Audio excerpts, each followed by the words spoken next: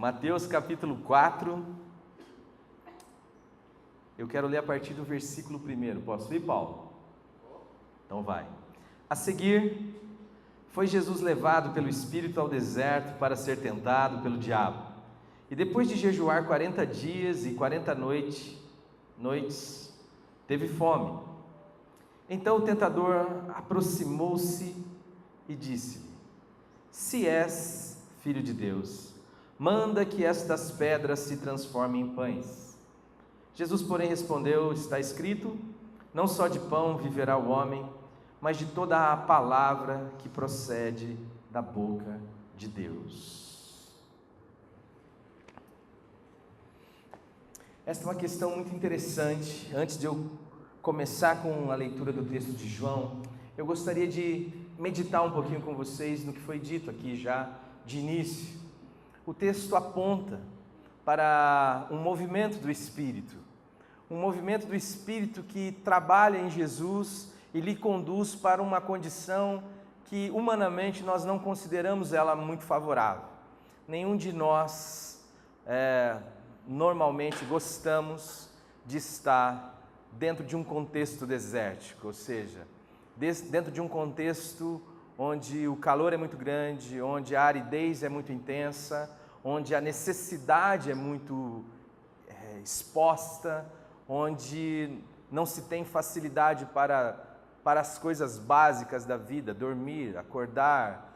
E é interessante que Jesus vai lá para ser tentado, ele não vai lá para jejuar. A grande questão é que deserto normalmente não tem McDonald's, no deserto normalmente não tem hotel, o deserto é deserto. E Satanás não se apresenta no primeiro dia. Satanás, ele é oportuno, ele espera uma situação de necessidade extrema. Muitas vezes nas nossas vidas nós fugimos dos desertos, mas o deserto é um lugar de silêncio, é um lugar de introspecção, é um lugar onde você escuta o barulho do coração, é um lugar onde você começa a ter a sua consciência unicamente voltada à sua condição, é onde você pode ouvir melhor. O silêncio do deserto é fundamental. Sabe aquela situação que você se encontra e que você olha em volta e mesmo que você esteja acompanhado de muitas pessoas, você tem a convicção no coração que ninguém irá lhe entender, que não adianta falar com ninguém, porque aquela situação ela é tão sua, aquele deserto é tão seu, e às vezes é o Espírito que lhe conduziu para essa situação. Para que você possa, de fato, quem sabe, ouvi-lo com mais nitidez, ouvir sobre aquilo que Deus quer dizer com você, mas que no barulho do dia a dia, quando as coisas estão muito bem, quando eu estou simplesmente sendo provido daquilo que eu anseio, daquilo que eu estabeleci como critério adequado para a minha vida, quando eu estou com o café da manhã, almoço, café da tarde, jantar, quando eu estou ali seguindo a orientação do meu nutricionista que diz que eu tenho que comer de 3 em 3 horas, às vezes eu estou tão fastiado de mim mesmo, ou de tanta bondade que eu nem percebo, não consigo mais distinguir o bem do mal, a bondade se me torna comum, é tanto bem em minha direção e mesmo assim eu não consigo louvar, é um pão que cai do céu e eu acabo enfastiado com aquele pão. E Jesus então foi levado ao deserto para ser tentado. E durante 40 dias ele jejuou, porque não tinha o que comer. Não tinha o que comer nos 40 dias que ele passou, e no dia que se cumpriu os 40 dias também não havia o que comer. Mas a palavra de Deus diz que naquele momento a fome se tornou intensa. É por isso que ela simplesmente declara assim: teve fome. E nesse momento de fome, vem o tentador e se aproxima de Jesus com uma proposta que é muito comum, que ela é legítima, mas que ela tem no cerne da sua estrutura a dúvida, a não fé. A fé na capacidade humana, pura e simplesmente. Ele diz assim: se tu és filho de Deus, se tu és. O que está em xeque aqui é uma questão de identidade. E isso é importante você ter em mente. Qual é a sua identidade e quem lhe deu a sua identidade? Caso contrário, você vai ficar à mercê de qualquer um que lhe peça prova, de qualquer um que questione a sua identidade. Às vezes é um marido, às vezes é um filho, às vezes é uma esposa, às vezes é um patrão, às vezes é um mundo que olha para você, mas segundo os critérios dele, ele olha e diz assim: viu, filho de Deus não passa por esse momento, filho de Deus não passa por deserto, filho de Deus não passa por escassez, filho de Deus não passa por necessidade. Se tu és, de fato, filho de Deus, eu gostaria que você fizesse algo extraordinário, que você manifestasse aqui um poder fora do comum e olhasse para estas pedras e dissesse a elas assim: viu, pedras, transformem-se em pães. Eu quero que você se torne pão, porque pão é o que eu preciso, pão é a minha necessidade última, e pão é aquilo que eu gostaria de comer nesse momento, de me satisfazer. E isso é extremamente legítimo, uma vez que eu tenho fome. Normalmente o tentador da minha e da sua alma, ele se aproxima de nós e ele não propõe muitos absurdos. Ele propõe simplesmente que você tente ser aquilo que só Deus pode fazer de você. Você nasceu, você foi filho do seu pai e da sua mãe, e efetivamente você não teve absolutamente nada com este fato. Esta é uma obra do pai, esta é uma obra da mãe. E a obra de ser feito filho e filha de Deus é expandida a qualquer um que recebe a Jesus. A palavra de Deus vai dizer em João capítulo 1 que Jesus veio para o que era seu. E o que era seu? O que era seu? Tudo era seu. Tudo, exatamente tudo era dele. A Bíblia vai dizer que Ele é o Criador de todas as realidades, que Ele criou as realidades visíveis e as invisíveis, e que nele tudo subsiste, existe, acontece. Nele nós vivemos, nos movemos e existimos, diz Atos 17. Nele foram criadas todas as coisas, quer as coisas invisíveis, quer as coisas visíveis, seja principado, seja potestade, tudo foi feito por meio dele. Sem ele, nada do que foi feito se fez. Ele veio para o que era seu, mas os seus, se referindo então agora a um povo que havia como desígnio na terra a manifestação do Messias, dizendo do povo judeu: o povo, os seus, não o receberam. Mas não importando se era povo dele ou não, todos quantos o receberam, ele deu-lhes o poder de serem feitos, não é de se fazerem, é de serem feitos o quê? Filhos de Deus, filhos não nascidos da carne, nem da vontade do homem, nem do sangue, mas nascidos do próprio Deus. Este é um momento que eu gostaria de interromper e perguntar para você de uma forma que você avalie no seu coração até que ponto isto você assume como realidade, como o ar que você respira, como o chão que você pisa, como aquilo que condiciona a sua vida, o fato de você ser um filho e uma filha de Deus.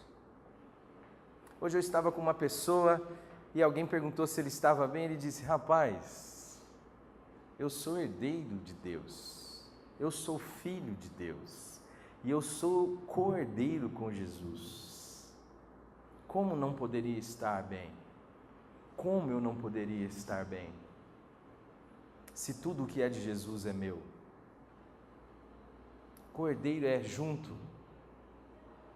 Normalmente as heranças são divididas em partes. Um fica com uma parte, de tal forma que aquela parte é daquele um, enquanto um fica com outra parte, de tal forma que aquela outra parte é daquele outro. E aquele outro não tem nada naquele um, e aquele um não tem nada naquele outro. Mas quando a gente é co-herdeiro, tudo é dele, tudo é dele. Ele tem tudo e ele tem tudo. Tudo que é de Jesus é nosso. Mas até que ponto isto tem sido o chão da sua existência? Essa é uma pergunta que eu queria fazer, antes de começar a ver esta questão do pão, porque hoje é um dia de celebrar. Hoje é o dia de celebrar a ceia. E Jesus está passando por uma situação de pão. A situação do pão é a situação da minha necessidade primeira. Aquela necessidade que eu tento suprir imediatamente. Aquilo que eu olho, vejo, contemplo de forma clara que me falta. E eu então tento andar na minha própria direção. Mas Jesus está dizendo assim, viu? Pão é bom. Mas pão não é toda a realidade. Pão fala de uma situação. Pão fala de subsistência. Mas pão não fala de vida. Tem muita gente de barriga cheia existindo. E tem pouca gente vivendo. Tem muita gente que talvez não tenha todo o pão que eu e você tenhamos. Mas que quando você chega perto delas, você é capaz de tocar na vida. Nem só de pão viverá o homem, mas de toda palavra que procede da boca de Deus. Do que você está se alimentando? O que você tem comido como pão para a sua existência? O que você tem feito para tentar provar a sua identidade? E no momento que você tentou fazer, não percebeu que a negou, que não confiou naquele que disse: tu és meu filho amado, eu hoje te gerei. Mateus capítulo 4 e Lucas capítulo 4 narram a tentação. E antes, o que tem é o batismo de João. É onde Jesus é batizado por João, o céu se abre, a voz vem e a pomba desce, e existe uma fala. E a fala diz: tu és meu filho amado. É disso que Jesus está dizendo, é isso que está alimentando Jesus. Ele não está dizendo que ele não está com fome. Eu estou com fome, faz 40 dias que eu estou aqui, para esse infeliz do capeta vir me tentar no primeiro dia, mas eu já teria sido tentado, já teria ido embora, já teria comido, mas esse cara vem só no 40º dia, com seu oportunismo, claro, de tocar na minha e na sua vida, no nosso momento de finitude, de tentar fazer com que você ande em sua própria direção e não atente em face da sua necessidade, da fome da sua alma, para aquilo que de fato tem o poder de alimentar, que é a palavra de Deus. Então, nós vamos para o texto de João, capítulo 6, eu vou ler a partir do 41. Santo Espírito, que nós estamos aqui anunciando é a Tua palavra, por isso, em nome do Senhor Jesus, venha e fale com cada um de nós, porque ela é o alimento que nos dá vida. É em nome de Jesus que nós oramos. Amém. Murmuravam, pois, deles os judeus, porque dissera: eu sou o pão que desceu do céu. E diziam: não é este Jesus, o filho de José? Acaso não conhecemos o pai e a mãe? Como, pois, agora diz: desci do céu? Respondeu-lhe Jesus: não murmureis entre vós, ninguém pode vir a mim, se o Pai que me enviou não o trouxer, e eu o ressuscitarei no último dia. Está escrito nos profetas, e serão todos, serão quantos? Todos ensinados por Deus. Portanto, todo aquele que da parte do Pai tem ouvido e aprendido, esse vem a mim. Não que alguém tenha visto o Pai, salvo aquele que vem de Deus, este tem visto. Em verdade vos digo, quem crê em mim tem a vida eterna. Eu sou o pão da vida. Vossos pais comeram o maná no deserto e morreram. Este é o pão que desce do céu, para que todo o que dele comer não pereça. Eu sou o pão vivo que desceu do céu. Se alguém dele comer, viverá eternamente. E o pão que eu darei pela vida do mundo é a minha carne. Disputavam, pois, os judeus entre si, dizendo: como pode este dar-nos a comer a sua própria carne? Respondeu-lhe Jesus: em verdade vos digo, se não comerdes a carne do Filho do Homem, e não beberdes o seu sangue, não tendes vida em vós mesmos. Quem comer a minha carne e beber o meu sangue, tem a vida eterna, e eu o ressuscitarei no último dia. Pois a minha carne é verdadeiramente comida, e o meu sangue é verdadeiramente bebida. Quem comer a minha carne e beber o meu sangue, permanece em mim, e eu nele. Assim como o Pai que vive me enviou, e igualmente eu vivo pelo Pai, também quem de mim se alimenta, por mim viverá. Este é o pão que desceu do céu, em nada semelhante àquele pão. Aquele que os vossos pais comeram e contudo morreram. Quem comer este pão viverá eternamente. Estas coisas disse Jesus quando ensinava na sinagoga de Cafarnaum. Muitos dos seus discípulos, tendo ouvido tais palavras, disseram: duro é este discurso. Quem o pode ouvir? Mas Jesus, sabendo por si mesmo que eles murmuravam a respeito de suas palavras, interpelou-os. Isto vos escandaliza? Disse ele.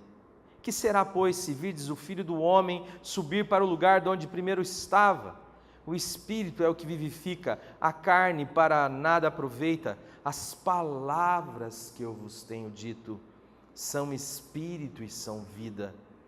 Contudo, há descrentes entre vós, pois Jesus sabia desde o princípio quais eram os que não criam e quem havia de trair. E prosseguiu: por causa disto é que vos tenho dito, ninguém poderá vir a mim, se pelo Pai não lhe for concedido. À vista disso, muitos dos seus discípulos abandonaram e já não andavam com ele. Então perguntou Jesus aos 12, porventura não quereis também vós retirar-vos? Respondeu-lhe Simão Pedro, Senhor, para onde iremos? Tu tens as palavras da vida eterna, e nós temos crido e conhecido que Tu és o Santo de Deus. Amados, essa é uma situação tão preciosa e fala mais uma vez desse momento que nós estamos tentando esclarecer aqui, pelo Espírito de Deus. Jesus está sendo seguido por uma multidão, muitas pessoas estão interessadas em Jesus, elas estão tão interessadas que elas não medem absolutamente nenhum tipo de esforço para se encontrar com Jesus. E isso acontece em virtude do quê? Isso acontece em virtude do que aconteceu um pouquinho antes. O que aconteceu um pouquinho antes? Jesus estava ensinando este povo, Jesus estava falando com este povo, e de repente a necessidade primeira da fome se apresenta. E alguns dos discípulos de Jesus dizem assim: Senhor, vamos despedir este povo para que cada um vá e encontre o seu próprio alimento. E Jesus diz assim: não, dê vocês mesmo a eles o que comer. E a um chega e diz assim: Senhor, a gente tem aqui 5 pães e 2 peixinhos, mas o que é 5 pães e 2 peixinhos diante de tamanha necessidade?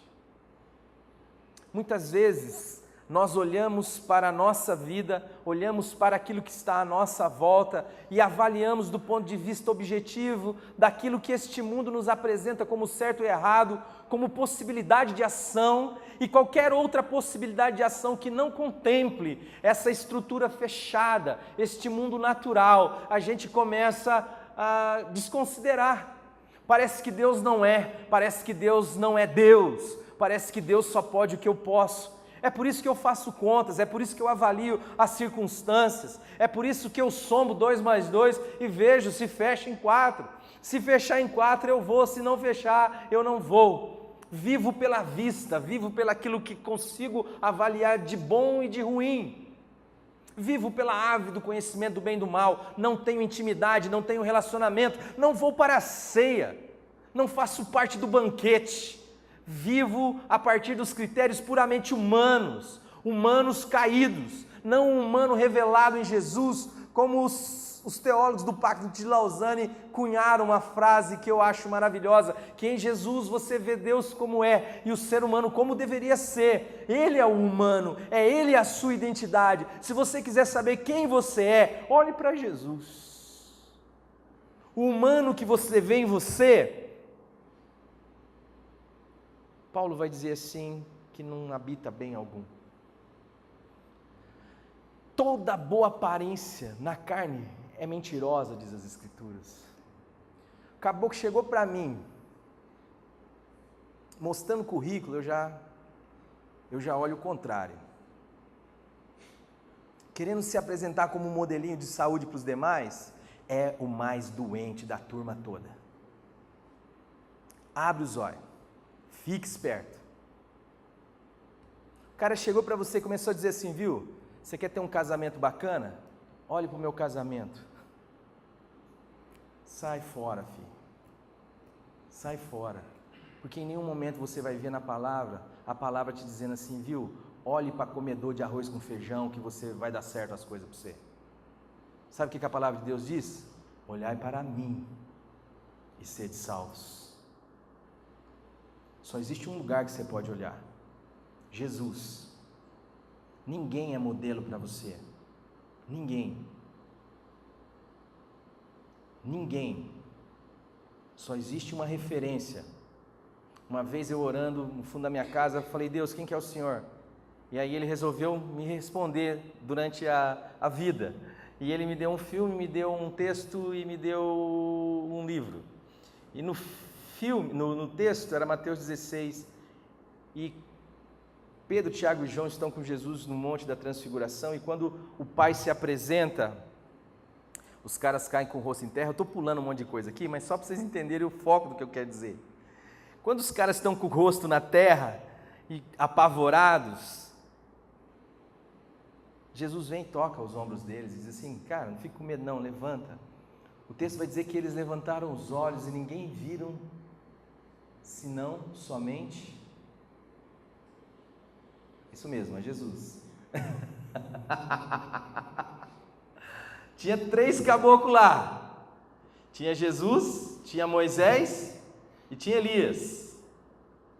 Só que quando o Senhor tocou nos ombros desses moços, de Tiago, João e Pedro, eles levantaram e Moisés já não estava, Elias já não estava, a única pessoa que ficou é a pessoa de Jesus.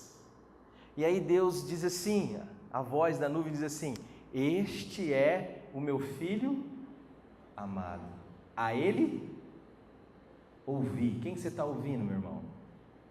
Você está dando ouvidos para quem? É a ele. Eu lembro que quando o Senhor me falou isso, eu fiquei meio chocado, porque Moisés e Elias são figuras icônicas do Antigo Testamento. Um é a figura principal da lei, outra é a figura principal do profetismo. É como se eu olhasse para o Antigo Testamento e falasse agora. E aí veio o texto de Hebreus 1:1 e saltou no meu rosto, dizendo assim, havendo Deus falado outrora aos pais pelos profetas, a nós falou-nos de forma definitiva no Filho. Você quer saber quem é Deus? Olhe para Jesus. Você quer saber quem é você? Olhe para Jesus. Ele é a sua identidade. Ele é o que você é em Deus. E esses camaradas estão lá passando fome, os caras já estão fazendo conta e falaram, dá 200 denários, ninguém tem, eu tenho 5 pães, 2 peixes, mas não dá para essa multidão. Jesus fala assim: relaxa, senta a rapaziada aí, vamos ver o que nós vamos fazer. E começa a distribuir 5 pães e 2 peixes, e aí alimenta todo mundo. Alguns vão dizer que é cerca de 20 mil pessoas, eu acho gente para dedéu, contando homens e crianças, mulheres e crianças, né? Mas enfim, sobra bastante e se guarda. Só que a partir daí, essas pessoas começam a andar atrás de Jesus. Elas já estavam andando atrás de Jesus por causa dos sinais, diz o texto. E depois elas comeram.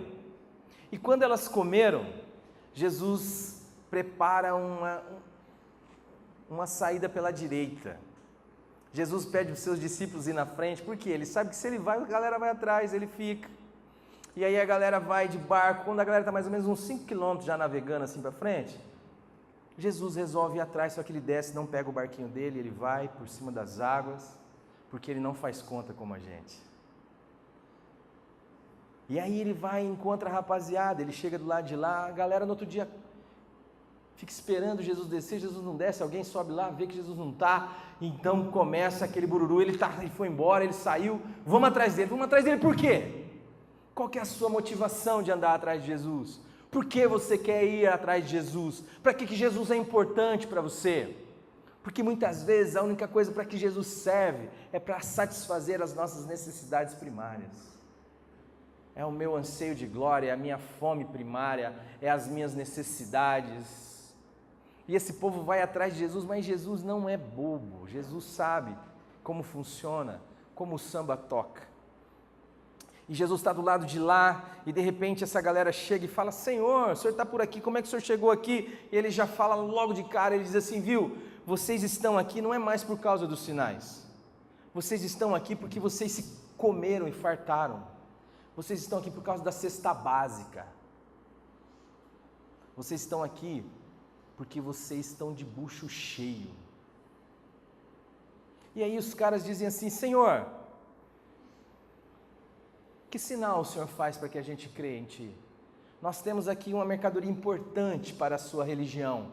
Todo líder religioso quer ter gente aos seus pés, quer ter a atenção das pessoas, quer ter crédito. Quanto maior o número de gente que me dá crédito, mais poderoso eu sou, mais influente eu sou. E eles estão dispostos a fazer qualquer coisa, a baratear o Evangelho, a prostituir o Evangelho, a perverter o Evangelho, desde que eu possa ser o rei do gado. O povo é gado, o povo é a minha massa de manobra. Aí você chega lá e fala assim: pastor, eu estou achando que tem algumas coisas erradas aí, pastor, e eu queria conversar com o senhor. Ó, queridão, você quer conversar? Vai na Hebe. Se você não está contente, sai fora. Até porque tem muita gente chegando, tem muito peão chegando aqui, nós vamos dar o trabalho que você fazia para o outro fazer, e está tudo certo. Por quê? É gado. Por quê? Porque eu não quero ninguém que questione, eu não quero ninguém que pense diferente, eu não quero ninguém que me atrapalhe. Só quem aceitou isso é Jesus mesmo. Agora a religião não quer isso. Só que os caras estão achando que Jesus é o quê? Que Jesus veio fundar mais uma religião? Jesus não fundou religião nenhuma. Jesus veio acabar com toda a religião. Ele olhou para o templo e falou: destrói esse negócio, cara. Você vai gastar a sua vida, você vai gastar a sua beleza, você vai gastar o seu dinheiro, você vai gastar os dons que eu dei quando eu subi aos céus, quando eu levei cativo o cativeiro e distribuí dons aos homens, a cada um, para sustentar um negócio que eu falei: derruba, que eu falei que não ia ficar pedra sobre pedra.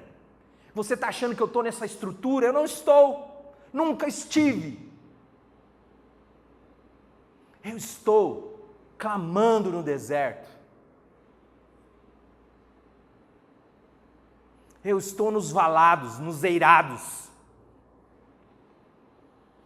Eu estou no meio do povo, da puta, do pobre, do rico.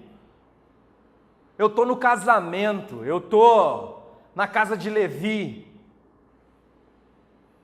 Eu não posso ter endereço. Eu não habito em templos feitos por mãos humanas. Eu não habito esse negócio. Que casa podereis fazer-me? O céu é o meu trono. A terra é o estrado dos meus pés. Que casa podereis edificar-me? Parem de me colher. E você e eu vamos gastando a nossa vida achando que Deus tem compromisso com esse tipo de coisa, quando Deus só tem compromisso com a sua palavra, com a verdade. E a verdade liberta, a verdade não coloca limites para você, como se o limite fosse a solução de Deus para a sua vida. A solução de Deus para a sua vida é o poder bendito do Evangelho, que liberta a sua consciência, que não lhe permite deixar que ninguém se coloque como HD externo da sua vida, como consciência para você. As pessoas estão desesperadas hoje, elas dizem assim: Morango, o que eu faço da minha vida? Eu falo: eu não vou falar um negócio desse para você. Primeiro porque eu não sei o que faço da minha. É por isso que eu fico no pé de Deus aqui, filho. Eu só faço o que vejo meu pai fazendo, e segundo ele fala, eu vou julgando a vida. Os abismos que eu pulo, eu faço a conta e não fecha, cara.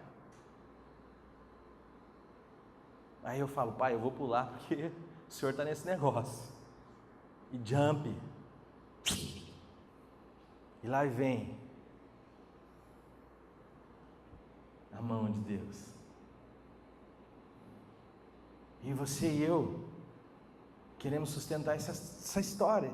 Mas Jesus não é assim. Jesus não está refém desta tentaçãozinha de querer ter a opinião da maioria e o favor da maioria e a aprovação da maioria. Jesus é Jesus, Ele sabe quem é. A pergunta é: você sabe quem é? Ele sabia. E os caras são tão malandros, irmão, porque tem muita gente querendo seguir a Jesus, desde que Jesus faça o que eles querem. Jesus, nossos pais comeram maná no deserto, como está escrito: Deus pão do céu a comer. Por que o senhor não faz pão de novo? Por que o senhor não abre uma padaria?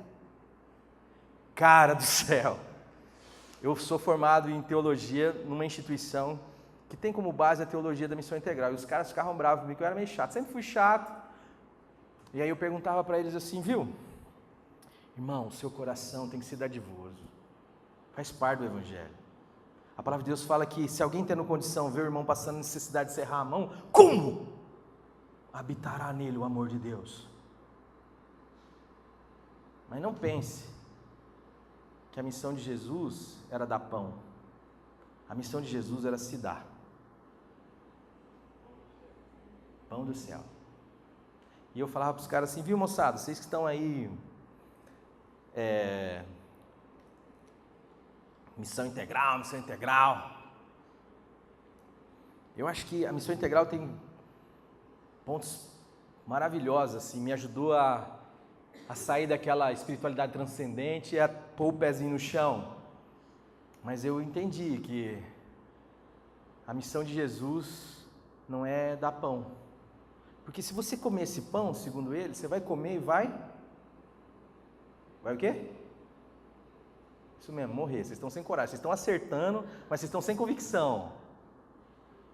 Vocês vão comer e vão morrer. Do mesmo jeito que os pais de vocês comeram o maná no deserto e morreram. Agora a parada é outra. Vocês querem que eu faça pão? Não. Eu sou o pão. Quem não comer da minha carne e não beber do meu sangue, não pode ter vida em si mesmo. Não tem parte comigo. E aí, cara, começa uma murmuração. Esses caras falam: meu, esse discurso é muito duro. Ele não é o filho do Zé? Como é que ele está falando descer do céu? 2 mais 2. É o filho do céu, não pode ser do céu. Como você tem vivido a sua vida? Como 2 mais 2? Isso aí não é fé, amados. A fé é a certeza de coisas que você não vê e a convicção de fatos que você espera.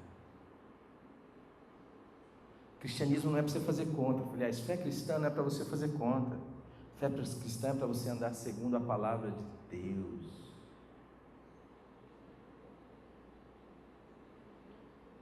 Deus é assim, tem hora que Ele pega, Ele está andando, tem um cego, Ele dá uma catarrada no pó, pá, aproveita que o cara não enxerga já, né? Se o cara enxergasse, então, lambuza o dedo ali, enfia nos olhos do cara aqui, ó. Vai lá se lavar. Aí o cara vai lavar e volta vendo. Você fala, mas o que tem a ver o barro? Será que o barro tem alguma propriedade? É o cara que olha para 5 pãozinhos e 2 peixinhos e fala, não, senta a rapaziada aí, vai dar certo. Por quê? Porque eu tenho a palavra do meu Pai. Ela está empenhada em tudo aquilo que é bom, tudo aquilo que é justo, tudo aquilo que é de boa fama, tudo aquilo que é de amor, tudo aquilo que é verdadeiro. E a gente fazendo conta, e Jesus fala, rapaziada, é o seguinte, Jesus não alisava ninguém, né? Eu vou pregar, cara, um diz assim, você tem que pregar assim, o outro diz assim, você tem que pregar assado, um diz assim, você tem que pregar num tom, o outro diz assim, você tem que pregar com os olhos abertos, outro diz assim, você tem que pregar com os olhos fechados. Jesus não quer nem saber, cara. Jesus chega lá, o cara, ó, meu, você tem que fazer, eu não vou fazer pão não, rapaz. Você quer saber de um negócio? Dá uma mordida aqui, ó, no meu braço. O cara fala, você está demais, né, Senhor? Ele não mandou dar mordida no braço, mas é a vida vivida na caixinha da religião, na pequeneza da mente humana. Ele vai explicar o que ele falou. Ele vai dizer assim, as palavras que vos tenho dito são o quê? Espírito e são vida. Talvez, amado, você esteja muito preocupado com o pão, com o maná, com o trigo, mas eu quero saber o que você tem comido, irmão, espiritualmente falando. Você tem mastigado a carne de Jesus? Você tem bebido o sangue de Jesus, que substitui o sangue da sua condenação pelo sangue da sua justificação? Você tem se alimentado do fato de que em face do sangue do Cordeiro ter sido derramado, toda a sua culpa, todo o seu pecado, toda a sua maldição, segundo o pão nosso que desceu do céu, diz, acabou na cruz, que a sua culpa acabou, que a maldição acabou, que o seu pecado acabou? Ou você tem olhado para você e tentado fazer algo extraordinário para demonstrar que você é alguma coisa?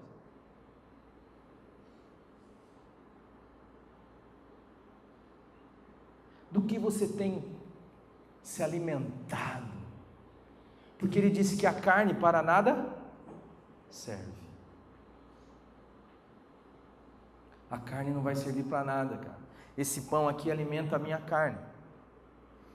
Mas eu quero saber o quanto você tem comido de Jesus, o quanto você tem comido do Evangelho, o quanto você tem comido da palavra de Deus, sobre o que ela diz, o que Ele fala. É disso que nós estamos falando nessa noite, porque é isto que te alimenta, porque não é só de pão que você vai viver, você vai viver de toda palavra que procede da boca de Deus.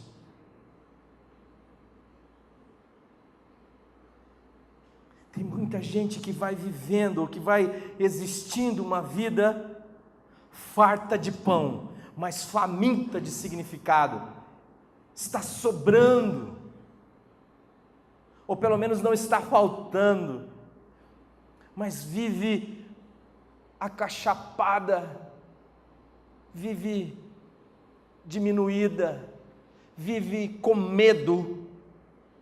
O medo fala da não presença de Deus, mas Deus diz: eis que estou convosco todos os dias até...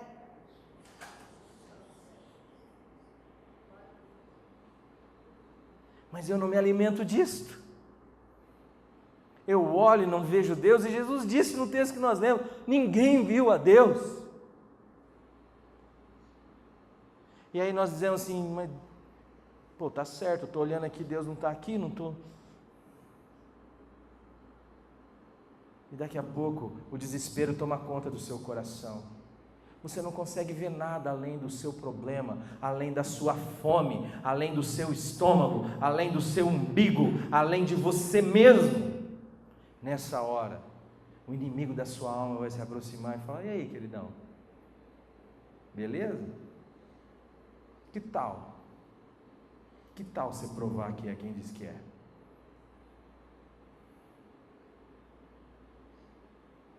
Que tal? E Deus está falando assim: viu? Eu te amo. Eu te amei. Eu te amo. Presta atenção. Esta não é minha palavra. Esta é a palavra de Deus. Deus amou você de uma maneira tão indizível, que a única maneira de expressar como Deus te ama é na entrega do Filho amado dele na cruz do Calvário.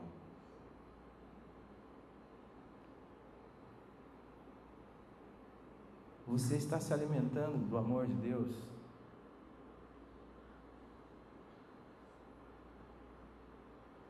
Do que você tem se alimentado, amado, amada?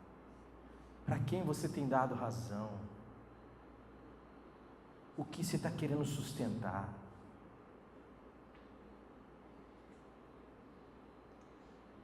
Você está vivendo da religião? A religião é um lugar de troca, é um lugar de barganha, é alguém que supre a sua necessidade imediata, desde que você dê a ele, a ela, a sua atenção, a sua aprovação.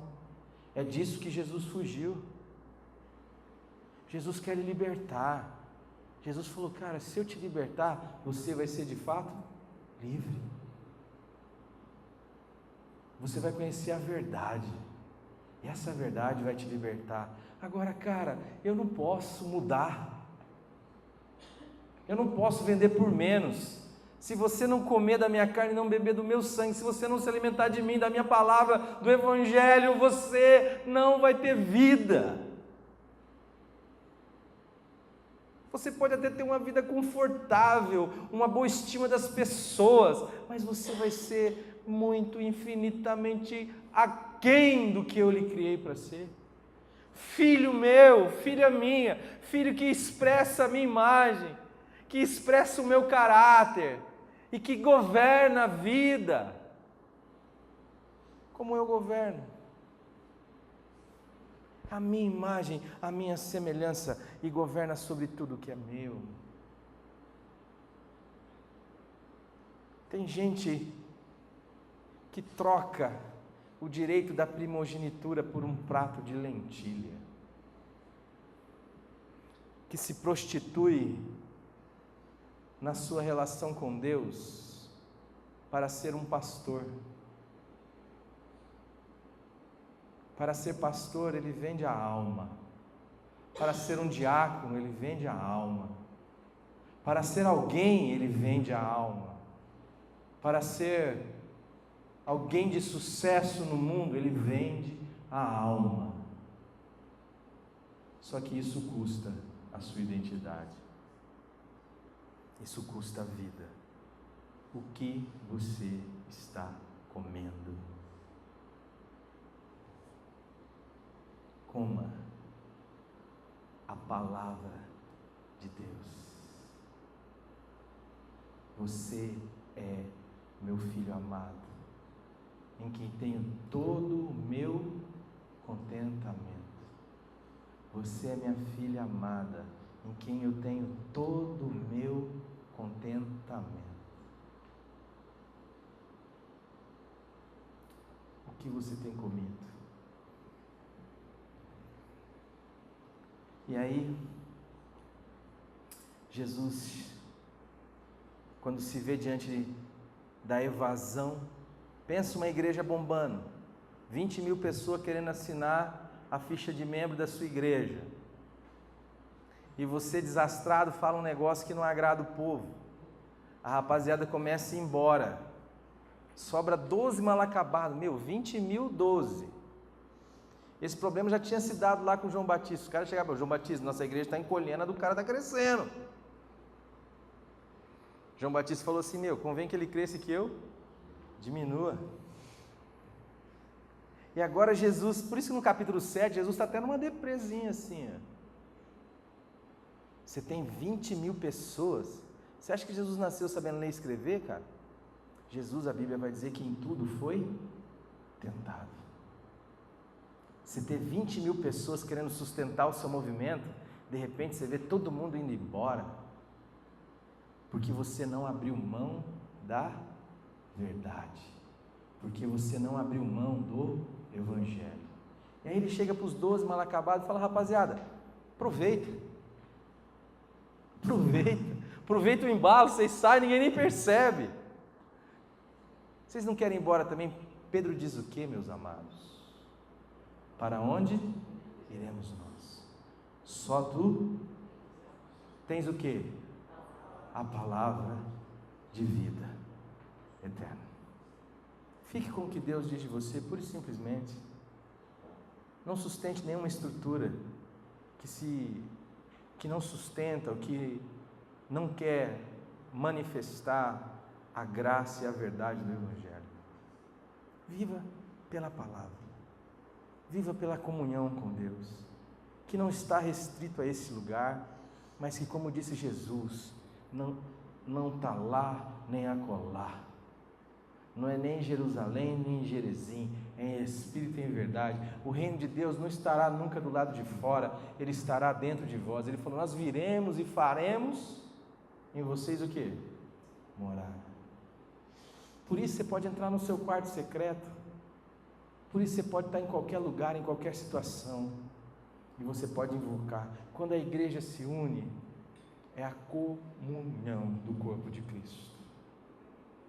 Por isso, amados, eu queria nesse momento celebrar com vocês aquilo que o Senhor nos ensinou a celebrar. E a palavra de Deus diz que quem come indignamente do pão e bebe do cálice, come e bebe condenação para si mesmo. E eu fico, cara, impressionado como a gente deturpa Jesus, como a religião deturpa Jesus. Nós, como igreja, saímos de um status de sermos perseguidos e mortos, e na história do cristianismo passamos a perseguir e a matar. Não estranhamos essa mudança. Se você olhar o contexto do capítulo 11 de 1 Coríntios, o que está acontecendo é que a ceia não era este momento como a gente faz aqui. A ceia era uma festa, todo mundo trazia coisa de casa, bebida de casa, comida de casa, e em comunhão partilhava e se lembrava. Só que o que estava acontecendo? Uns comiam mais, uns comiam antes, outros não conseguiam comer nada, outros saíam de lá mamados, bêbados, o outros saía na festa do camelo, não bebeu nem um dole, um guaraná, nada. E o que o Senhor está dizendo é o seguinte, gente, indignamente é comer sem prestar atenção no outro, sem ser generoso, sem entender que fazemos parte de um mesmo corpo, ninguém dá martelada no dedo. É comer na partilha, na bondade, no amor, na espera, na comunhão. A palavra de Deus diz assim, que avalie o homem a si mesmo, e em seguida, segundo a sua avaliação, coma ou não coma? É isso que a Bíblia diz? Não. A Bíblia diz assim: avalie o homem a si mesmo e em seguida coma. Eu já me avaliei muitas vezes e já participei do pão e do vinho, sustentado pelo meu desempenho religioso. Naquele mês, sabe quando você vai tudo legalzinho? Você dá o dízimo do cominho, da hortelã, você está lá para servir na igreja, você trabalha na introdução, tudo.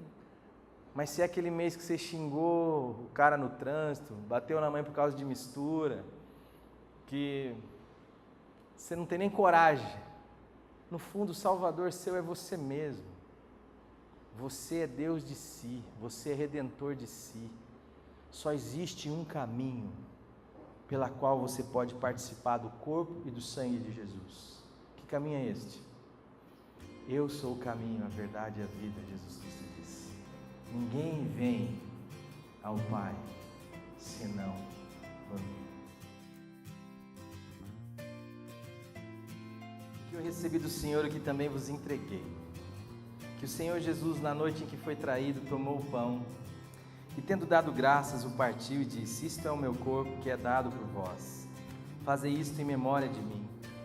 Por semelhantemente modo, depois de haver ceado, tomou também o cálice, dizendo: este cálice é a nova aliança, no meu sangue. Fazei isto todas as vezes que o beberdes, e em memória de mim. Porque todas as vezes que comerdes este pão e beberdes o cálice, anunciai a morte do Senhor, até que Ele venha.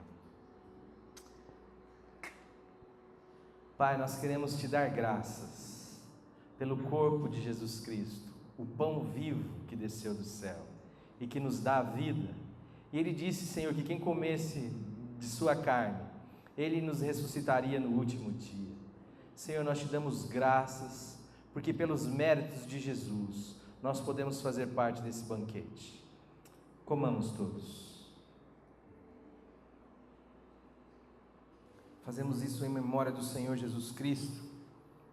E de modo semelhante também, Senhor, Ele levantou aos altos o seu cálice e deu graças. E disse que era o cálice da nova aliança no seu sangue. A aliança da graça, do amor, a aliança da vida, a aliança da verdade, a aliança da ressurreição. Todo o seu sangue foi vertido, e por causa do seu sangue vertido, nós, Senhor, fomos lavados de todos os nossos pecados, purificados de todos eles, Senhor. Por isso podemos, Senhor, andar em relação à justiça, à verdade, à bondade, sermos, Senhor, um obstáculo para a maldade e um canal de fluidez da tua vida e da tua bondade. Dá-nos, Senhor, a alegria e a consciência do que é viver pela nova aliança, Senhor, do que é viver em Jesus Cristo. Faça de nós instrumentos da Tua graça. Te damos graças pelo sangue de Jesus, que nos purifica de todo o pecado. Em nome dEle, bebamos todos. Senhor Jesus, queremos Te agradecer também por tão maravilhosa obra redentiva. Pedimos, Senhor, que se há algum enfermo no nosso meio, no corpo, na alma, no espírito, que em nome de Jesus seja curado para a Tua glória. Pedimos ao Senhor que o Senhor liberte as consciências nesse momento e que em nome de Jesus nenhuma cadeia seja o nosso limite, nada, Senhor, seja o nosso limite, que nós possamos entrar em Ti, porque Tu és a única porta, e ao mesmo tempo que entramos, saímos como a Tua palavra nos ensina e achamos pastagem, liberdade, horizonte. Te amamos, Senhor Jesus, obrigado pela Tua presença aqui, obrigado por cada família aqui representada, por cada pessoa aqui nesta noite.